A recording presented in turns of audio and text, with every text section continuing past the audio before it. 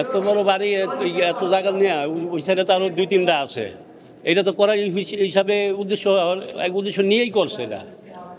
এটা উদ্দেশ্য নিয়েই করছে, আয়নাঘর করব, এটা করেই এরা কম 2-1 বছরের মধ্যে এটা কমপ্লিট করে এরা শুরু করতো। এরকম বেসমেন্ট কিংবা যে সিঁড়ি কিংবা যে তিনতলা পর্যন্ত নিচ পর্যন্ত দেখলে মনে হয় আসলে এটা পরিকল্পিত এবং অস্বাভাবিক। সাধারণত আমরা নর্মাল যে বিল্ডিং দেখি নিচতলা পর্যন্ত বেসমেন্ট থাকে গাড়ি পার্কিংয়ের জন্য। বাট যে এই যে সিচুয়েশন যেটা আমি দেখলাম, আমি একজন সাধারণ মানুষ হিসেবে আমি দেখলাম এটা অবশ্যই পরিকল্পিত এবং হচ্ছে যে রহস্যজনক। এটা মনে হয় যে গভীর তদন্ত কিংবা ইঞ্জিনিয়ার যারা করছেন তারা প্রকৃতপক্ষে বিষয়টা আরও ভালো ব্যাখ্যা করতে হবে। কিন্তু এটা অস্বাভাবিক আসলে, এটা যেটা দেখলাম এই বেসমেন্টটা আসলে সত্যিকারই অস্বাভাবিক এবং খুবই মানে আমার কাছেই তো ভয় লাগে। এখন আমি নিজে যাবো, তাই তো আমার একা সাইড আমি নিজে একাই যাইতে পারবো না, এটা আমার কাছে মনে হচ্ছে আর কি। এই যে দেন এই যে সিঁড়ি, এই যে সিঁড়ি, এই যে এটা তো বেসমেন্টের সিঁড়ি এইভাবে থাকে না। যদি এটা পার্কিংয়ের জায়গা হতো তাহলে উপর পর্যন্ত আপনার গাড়ি পার্কিংয়ের ব্যবস্থা ছিল, কিন্তু নিচে যে বেসমেন্ট এখানে সিঁড়ি ব্যবহার করা হয়েছে, এখানে কোনো থাকার জন্য আলাদা কোনো রুম বা অন্য কোনো রকম মনে হচ্ছে না। মানে আমি তো কনস্ট্রাকশনের কাজ করি, এই ঢালাইয়ের কাজ করি বাড়িতে।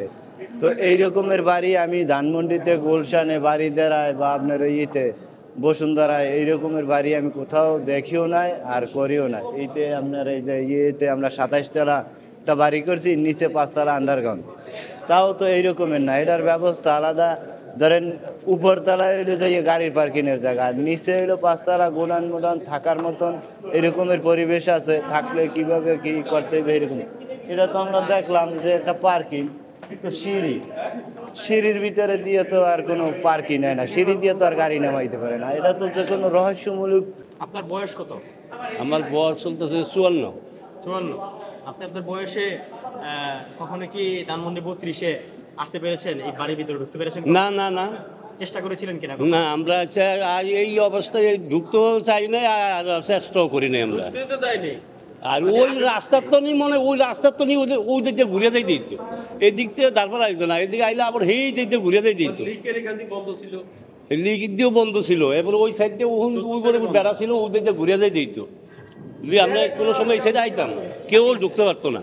মনে হচ্ছে এটা পরিকল্পিতভাবে করা এবং আমাদের সাধারণ জনগণের মুখ চেপে ধরার জন্য এবং তাদের শারীরিক এবং মানসিক নির্যাতন করার জন্য এটা বানানো হয়েছে, সেটা বলে আমাদের প্রত্যক্ষদর্শী হিসেবে মনে হচ্ছে। এর মধ্যে স্কুলের ফ্রেন্ড পাওয়া গেছে, তারপর মাথার চুল পাওয়া গেছে, তারপর শু পাওয়া গেছে। অবশ্যই এখানে নির্যাতনের উদ্দেশ্যই এই বেসমেন্টটা তৈরি করা হয়েছিল, কিন্তু এটাতে এখন সম্পূর্ণ কাজ কমপ্লিট হয়নি। কাজ যদি কমপ্লিট হয়ে যেত তাহলে অবশ্যই এখানে মানে মানুষকে নির্যাতন টর্চার করা হতো। যেমন আমাদের বৈষম্য বিরোধী ছাত্র আন্দোলনরা ওরা অনেক কষ্ট করে স্বাধীনতা এনেছেন, যদি ওরা যদি আনতে না পারতো তাহলে ওদেরকে নেক্সট টার্গেট হতো, ওদেরকে এখানেই ঢোকানো হতো, ওদেরকে এখানে তো মানসিকভাবে টর্চার করা হতো, যেটাকে আমরা আয়নাঘর হিসেবে পরিচিত লাভ করি। অন্যান্য মানুষের মতো আমিও এখানে দেখতে আসছি যে এখানকার কি অবস্থা, বা আশেপাশে থেকে যেগুলো বোঝা যায় দেখা যায়, তাতে তাদের মতো জনগণের মতো আমারও মনে হয় যে এটা উনি নিজস্ব পার্সোনালিভাবে বানাইছে মানুষকে এখানে টর্চার করানোর জন্য। যে এরকম আয়নাঘরের ভিতরে কি করছে না করছে আমরা কিন্তু কেউ জানি না, সেরকম এটাও আমাদের সন্দেহ মনে হয় যে এখানেও এরকম কিছু করার জন্য উনি এটা বানাইছে। ওনার পাশে আরও 2টা বাসা আছে, কিন্তু তারপরেও উনি এটা বানাইছে। আর এখানে যত বড় পার্কিং দেখা যায় তাতে মনে হয় যে মানে আশেপাশে এরকম আমি কখনো দেখি নাই। অনেক বিল্ডিং আছে আশেপাশে, এত বড় পার্কিং বা বাড়ির নিচে এরকম করে বানানো, এটা আমার চোখে আশেপাশে আমি কখনো দেখিনি, এখানেই দেখলাম।